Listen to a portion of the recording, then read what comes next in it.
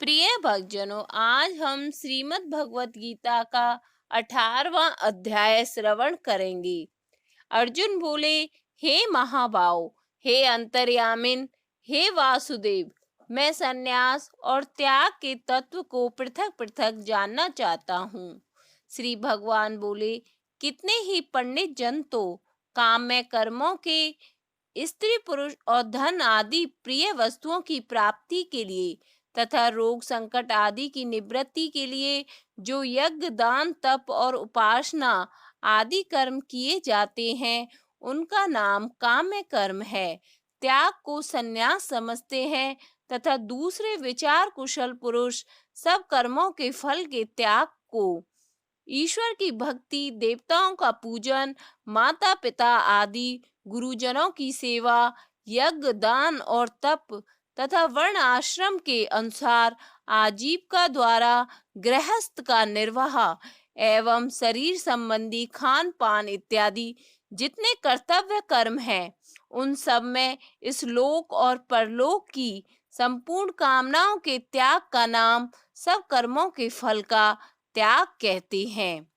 कई एक विद्वान ऐसा कहते हैं कि कर्म मात्र दोष युक्त है, इसलिए त्यागने के योग्य है, और दूसरे विद्वान यह कहते हैं कि यज्ञ दान और तप रूप कर्म त्यागने योग्य नहीं है। हे पुरुष श्रेष्ठ अर्जुन, संन्यास और त्याग, इन दोनों में से पहले त्याग के विषय में तू मेरा निश्चय सुन, क्योंकि त्याग सात्विक, राजस और तामस भेद से 3 प्रकार का कहा गया है। यज्ञ दान और तप रूप कर्म त्याग करने के योग्य नहीं है, बल्कि वह तो अवश्य कर्तव्य है, क्योंकि यज्ञ दान और तप ये तीनों ही कर्म बुद्धिमान पुरुष को, वह पुरुष बुद्धिमान है जो फल और आसक्ति को त्याग कर केवल भगवत अर्थ कर्म करता है, पवित्र करने वाले हैं। इसलिए हे पार्थ, इन यज्ञ दान और तप रूप कर्मों को तथा और भी संपूर्ण कर्तव्य कर्मों को आसक्ति और फलों का त्याग करके अवश्य करना चाहिए। यह मेरा निश्चय किया हुआ उत्तम मत है। निषिद्ध और काम्य कर्मों का तो स्वरूप से त्याग करना उचित ही है, परंतु नित्य कर्म का स्वरूप से त्याग करना उचित नहीं है। इसलिए मोह के कारण उसका त्याग कर देना तामस त्याग कहा गया है। जो कुछ कर्म है वह सब दुख रूप ही है, ऐसा समझकर यदि कोई शारीरिक क्लेश के भय से कर्तव्य कर्मों का त्याग कर दे, तो वह ऐसा राजस त्याग करके त्याग के फल को किसी प्रकार भी नहीं पाता। हे अर्जुन, जो शास्त्र विहित कर्म करना कर्तव्य है, इसी भाव से आसक्ति और फल का त्याग करके किया जाता है, वही सात्विक त्याग माना जाता है। जो मनुष्य अकुशल कर्म से तो द्वेष नहीं करता और कुशल कर्म में आसक्त नहीं होता, वह शुद्ध सत्व गुण से युक्त पुरुष संशय रहित बुद्धिमान और सच्चा त्यागी है। क्योंकि शरीरधारी किसी भी मनुष्य द्वारा संपूर्णता से सब कर्मों का त्याग किया जाना शक्य नहीं है, इसलिए जो कर्म फल त्यागी है वही त्यागी है, यह कहा जाता है। कर्म फल का त्याग न करने वाले मनुष्य के कर्मों का तो अच्छा, बुरा और मिला हुआ ऐसे 3 प्रकार का फल मरने के पश्चात अवश्य होता है, किंतु कर्म फल का त्याग कर देने वाले मनुष्य के कर्मों का फल किसी काल में भी नहीं होता। हे महाबाहो, संपूर्ण कर्मों की सिद्धि के ये 5 हेतु कर्मों का अंत करने के लिए उपाय बतलाने वाले सांख्य शास्त्र में कहे गए हैं, उनको तू मुझसे भली भांति जान। इस विषय में अर्थात कर्मों की सिद्धि में अधिष्ठान जिसके आश्रय कर्म किए जाएं, उसका द्वारा अधिष्ठान है, और कर्ता तथा भिन्न भिन्न प्रकार के कारण जिन जिन इंद्रियां आदि को और साधनों द्वारा कर्म किए जाते हैं, उनका नाम करण है, एवं नाना प्रकार की अलग अलग चेष्टाएं, और वैसे ही पांचवा हेतु देव, पूर्वकृत शुभ अशुभ कर्मों के संस्कारों का नाम देव है। मनुष्य मन, वाणी और शरीर से शास्त्र अनुकूल अथवा विपरीत जो कुछ भी कर्म करता है, उसके ये पांचों कारण हैं।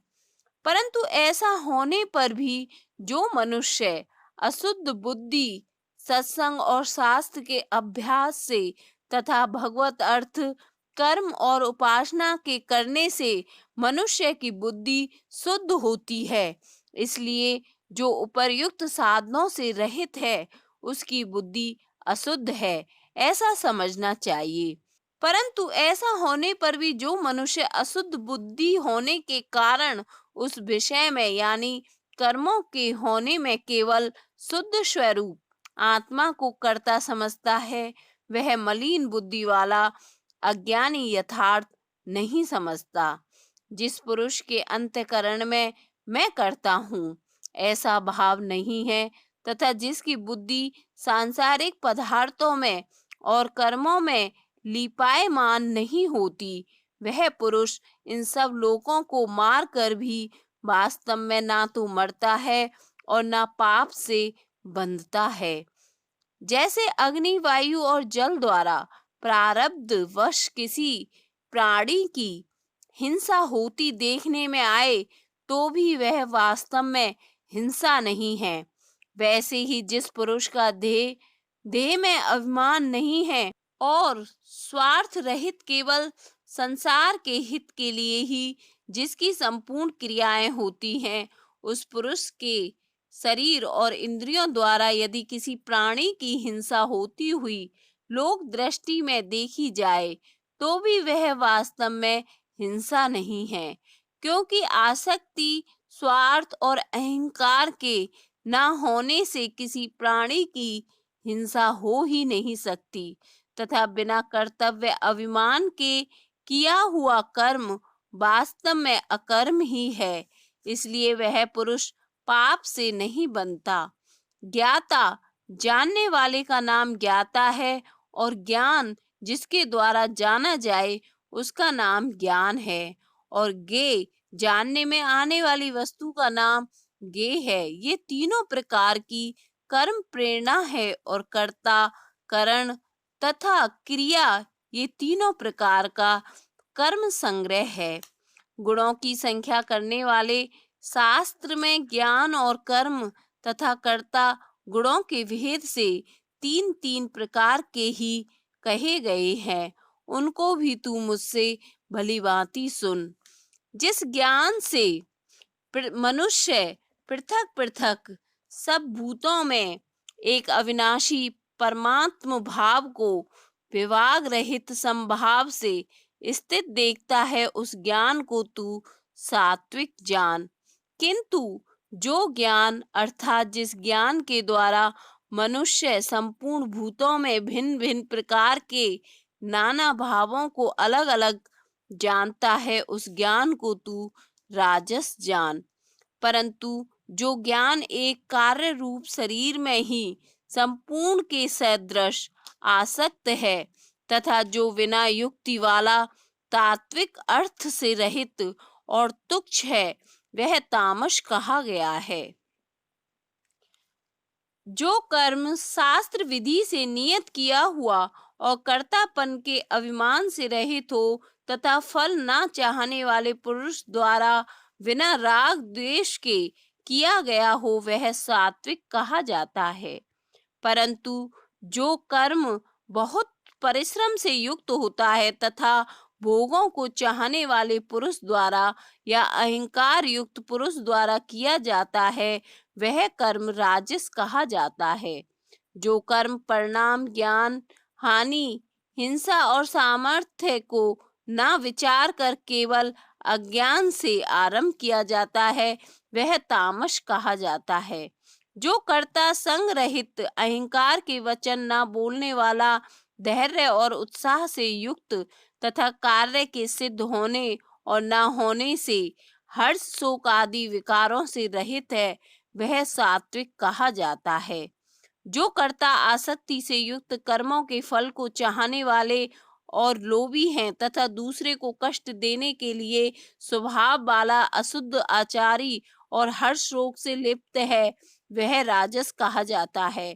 जो कर्ता अयुक्त, शिक्षा से रहित, घमंडी, धूर्त और दूसरों की जीविका का नाश करने वाला तथा शोक करने वाला आलसी और दीर्घसूत्री है। जो थोड़े काल में होने लायक साधारण कार्य को भी फिर कर लेंगे, ऐसी आशा से बहुत काल तक नहीं पूरा करता है, वह तामस कहा जाता है। हे धनंजय, अब तू बुद्धि का और धृति का भी गुणों के अनुसार 3 प्रकार का भेद मेरे द्वारा संपूर्णता से विभाग पूर्वक कहा जाने वाला सुन। हे पार्थ, जो बुद्धि प्रवृत्ति मार्ग और निवृत्ति मार्ग को त्याग कर केवल सच्चिदानंद घन परमात्मा में एक ही भाव स्थित हुए श्री सुखदेव जी और सनकादिकों की भांति संसार से उपराम होकर विचरने का नाम निवृत्ति मार्ग है। कर्तव्य और अकर्तव्य को, भय और अभय को तथा वंदन और मोक्ष को यथार्थ जानती है, वह बुद्धि सात्विकी है। हे पार्थ, मनुष्य जिस बुद्धि के द्वारा धर्म और अधर्म को तथा कर्तव्य और अकर्तव्य को भी यथार्थ नहीं जानता, वह बुद्धि राजसी है। हे अर्जुन, जो तमोगुण से घिरी हुई बुद्धि अधर्म को भी यह धर्म है ऐसा मान लेती है तथा इसी प्रकार अन्य संपूर्ण पदार्थों को भी विपरीत मान लेती है, वह बुद्धि तामसी है।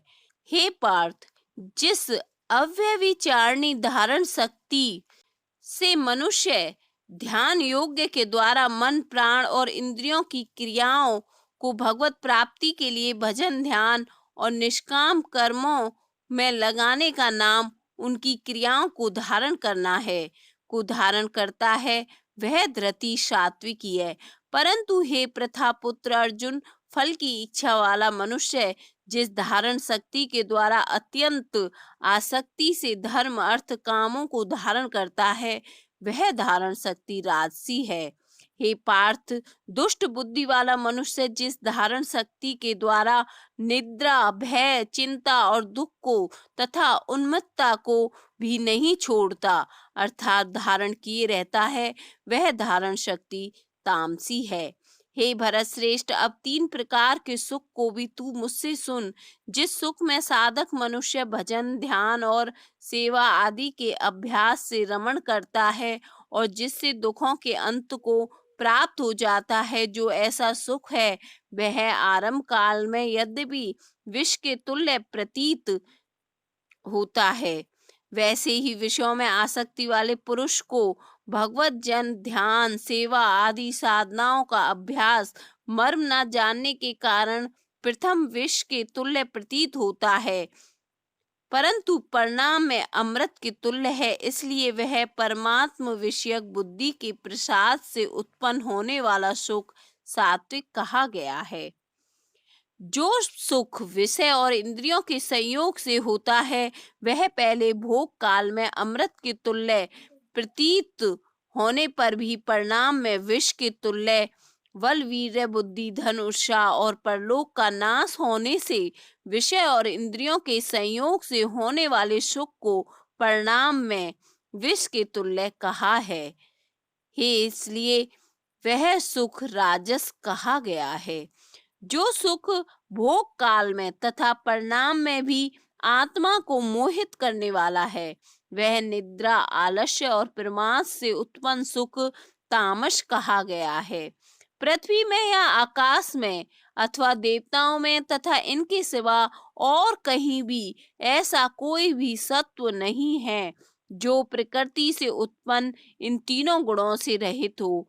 हे परंतप, ब्राह्मण, क्षत्रिय और वैश्यों के तथा शूद्रों के कर्म स्वभाव से उत्पन्न गुणों द्वारा विभक्त किए गए हैं।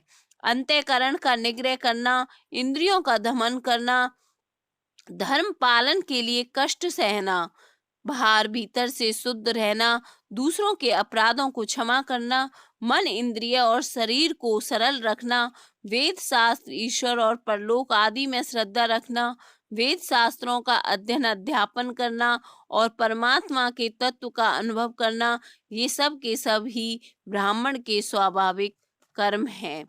सूरवीरता, तेज, धैर्य, चतुरता और युद्ध में ना भागना, दान देना और स्वाभिमान रखना, ये सब के सब ही क्षत्रिय के स्वाभाविक कर्म हैं। खेती, गौपालन और क्रय विक्रय रूप सत्य व्यवहार, वस्तुओं के खरीदने और बेचने में तोल, नाप और गिनती आदि से कम देना अथवा अधिक देना, एवं वस्तुओं को बदलकर एक वस्तु से दूसरी या खराब वस्तु मिलाकर दे देना, अच्छी ले लेना तथा नफा, आड़त और दलाली ठहराकर उससे अधिक दाम लेना या कम देना, तथा झूठ, कपट, चोरी, जबरदस्ती से तथा अन्य किसी प्रकार से दूसरों के हक को ग्रहण कर लेना इत्यादि दोषों से रहित जो सत्यता पूर्वक पवित्र वस्तुओं का व्यापार है, उसका नाम सत्य व्यवहार है। ये वैश्य के स्वाभाविक कर्म है तथा सब वर्णों की सेवा करना शूद्र का भी स्वाभाविक कर्म है। अपने अपने स्वाभाविक कर्मों में तत्परता से लगा हुआ मनुष्य भगवत प्राप्ति रूप परम सिद्धि को प्राप्त हो जाता है। अपने स्वाभाविक कर्म में लगा हुआ मनुष्य जिस प्रकार से कर्म करके परम सिद्धि को प्राप्त होता है, उस विधि को तू सुन। जिस परमेश्वर से संपूर्ण प्राणियों की उत्पत्ति हुई है, जिससे यह समस्त जगत व्याप्त है, जैसे बर्फ जल से व्याप्त है, वैसे ही संपूर्ण संसार सच्चिदानंद घन परमात्मा से व्याप्त है। उस परमेश्वर की अपने स्वाभाविक कर्मों द्वारा पूजा करके, जैसे पतिव्रता स्त्री पति को सर्वस्व समझकर पति का चिंतन करती हुई पति के आज्ञा अनुसार ही पति के लिए मन, वाणी, शरीर से कर्म करती है, वैसे ही परमेश्वर को ही सर्वस्व समझकर परमेश्वर का चिंतन करते हुए परमेश्वर की आज्ञा के अनुसार मन, वाणी और शरीर से परमेश्वर के लिए ही स्वाभाविक कर्तव्य कर्म का आचरण करना, कर्म द्वारा परमेश्वर को पूजना है। मनुष्य परम सिद्धि को प्राप्त हो जाता है। अच्छी प्रकार आचरण किए हुए दूसरे के धर्म से गुण रहित भी अपना धर्म श्रेष्ठ है, क्योंकि स्वभाव से नियत किए हुए स्वधर्म रूप कर्म को करता हुआ मनुष्य पाप को नहीं प्राप्त होता। अतएव हे कुंती पुत्र, दोष युक्त होने पर भी सहज कर्म, प्रकृति के अनुसार शास्त्र विधि से नियत किए हुए वर्ण आश्रम के धर्म और सामाजिक धर्म स्वरूप स्वाभाविक कर्म है, उनको ही यहाँ स्वधर्म, सहज कर्म, स्वकर्म, नियत कर्म, स्वभावज कर्म, स्वभाव नियत कर्म इत्यादि नामों से कहा जाता है। यह नहीं त्यागने चाहिए, क्योंकि धुएं से अग्नि की भांति सभी कर्म किसी न किसी दोष से युक्त हैं। सर्वत्र आसक्ति रहित बुद्धि वाला, स्पृहा रहित और जीते हुए अंतःकरण वाला पुरुष सांख्य योग के द्वारा उस परम नैष्कर्म में सिद्धि को प्राप्त होता है, जो कि ज्ञान योग की परानिष्ठा है। उस नैष्य कर्म में सिद्धि को जिस प्रकार से प्राप्त होकर मनुष्य ब्रह्म को प्राप्त होता है, उस प्रकार को हे कुंती पुत्र, तू संक्षेप में ही मुझसे समझ। विशुद्ध बुद्धि से युक्त तथा हल्का, सात्विक और नियमित भोजन करने वाला, शब्द आदि विषयों का त्याग करके एकांत और शुद्ध देश का सेवन करने वाला, सात्विक धारण शक्ति के द्वारा अंतःकरण और इंद्रियों का संयम करके मन, वाणी और शरीर को वश में कर लेने वाला, राग द्वेष को सर्वथा नष्ट करके भली भांति दृढ़ वैराग्य का आश्रय लेने वाला तथा अहंकार, बल, घमंड, काम, क्रोध और परिग्रह का त्याग करके निरंतर ध्यान योग के परायण रहने वाला, ममता रहित और शांति युक्त पुरुष सच्चिदानंद घन ब्रह्म में अभिन्न भाव से स्थित होने का पात्र होता है। फिर वह सच्चिदानंद घन ब्रह्म में एक ही भाव से स्थित प्रसन्न मन वाला योगी ना तो किसी के लिए शोक करता है, ना किसी की आकांक्षा ही करता है। ऐसा समस्त प्राणियों में संभाव वाला योगी मेरी पराभक्ति को तथा जिसको प्राप्त होकर और कुछ जानना बाकी नहीं रहता, वही यहाँ पराभक्ति, ज्ञान की परानिष्ठा, परम नैष्कर्म्य सिद्धि और परम सिद्धि इत्यादि नामों से प्राप्त हो जाता है। उस पराभक्ति के द्वारा वह मुझ परमात्मा को मैं जो हूँ और जितना हूँ ठीक वैसा का वैसा तत्व से जान लेता है और उस भक्ति से मुझको तत्व से जानकर तत्काल ही मुझ में प्रविष्ट हो जाता है। मेरे परायण हुआ कर्म योगी तो संपूर्ण कर्मों को सदा करता हुआ भी मेरी कृपा से सनातन अविनाशी परम पद को प्राप्त हो जाता है। सब कर्मों को मन से मुझ में अर्पण करके तथा समबुद्धि रूप योग को अवलंबन करके मेरे परायण और निरंतर मुझ में चित्त वाला हो। उपर्युक्त प्रकार से मुझ में चित वाला होकर तू मेरी कृपा से समस्त संकटों को अनायास ही पार कर जाएगा। और यदि अहंकार के कारण मेरे वचनों को ना सुनेगा तो नष्ट हो जाएगा, अर्थात परमार्थ से भ्रष्ट हो जाएगा। जो तू अहंकार का आश्रय लेकर यह मान रहा है कि मैं युद्ध नहीं करूंगा, तो तेरा यह निश्चय मिथ्या है, क्योंकि तेरा स्वभाव तुझे जबरदस्ती युद्ध में लगा देगा। हे कुंती पुत्र, जिस कर्म को तू मोह के कारण करना नहीं चाहता है, उसको भी अपने पूर्वकृत स्वाभाविक कर्म से बंधा हुआ परवश होकर करेगा। हे अर्जुन, शरीर रूप यंत्र में आरूढ़ हुए संपूर्ण प्राणियों को अंतर्यामी परमेश्वर अपने माया से उनके कर्मों के अनुसार भ्रमण कराता हुआ सब प्राणियों के हृदय में स्थित है।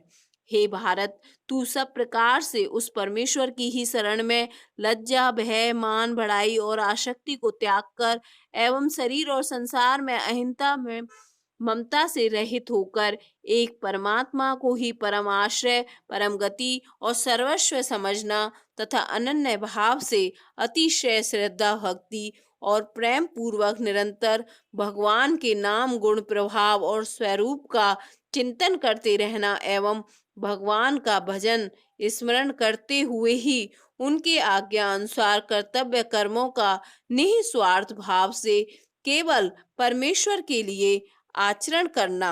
उस परमात्मा की कृपा से ही तू परम शांति को तथा सनातन परम धर्म को प्राप्त होगा। इस प्रकार यह गोपनीय से भी अति गोपनीय ज्ञान मैंने तुमसे कह दिया है। अब तू इस रहस्य युक्त ज्ञान को पूर्णतः भली भांति विचार कर जैसे चाहता है वैसे ही कर। संपूर्ण गोपनीयों से अति गोपनीय मेरे परम रहस्य युक्त वचन को तू फिर भी सुन।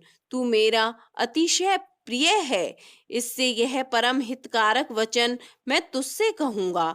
हे अर्जुन, तू मुझ में मन वाला हो, मेरा भक्त बन मेरा पूजन करने वाला हो, मुझको प्रणाम कर। ऐसा करने से तू मुझे ही प्राप्त होगा, यह मैं तुझसे सत्य प्रतिज्ञा करता हूँ, क्योंकि तू मेरा अत्यंत प्रिय है। संपूर्ण धर्मों को अर्थात संपूर्ण कर्तव्य कर्मों को मुझ में त्याग कर तू केवल एक मुझ सर्वशक्तिमान सर्व आधार परमेश्वर की ही शरण में आ जा।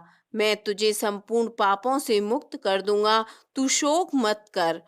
तुझे यह गीत रूप रहस्य में उपदेश किसी भी काल में ना तो तप रहित मनुष्य से कहना चाहिए, ना भक्ति और गुरुजनों में श्रद्धा, प्रेम और पूज्य भाव का नाम भक्ति है। इससे रहित से और ना बिना सुनने की इच्छा वाले से ही कहना चाहिए, तथा जो मुझ में दोष दृष्टि रखता है उससे तो कभी भी नहीं कहना चाहिए। जो पुरुष मुझ में परम प्रेम करके इस परम रहस्य युक्त गीता शास्त्र को मेरे भक्तों में कहेगा, वह मुझको भी प्राप्त होगा, इसमें कोई संदेह नहीं है। उससे बढ़कर मेरा प्रिय कार्य करने वाला मनुष्यों में कोई भी नहीं है, तथा पृथ्वी भर में उससे बढ़कर मेरा प्रिय दूसरा कोई भविष्य में होगा भी नहीं।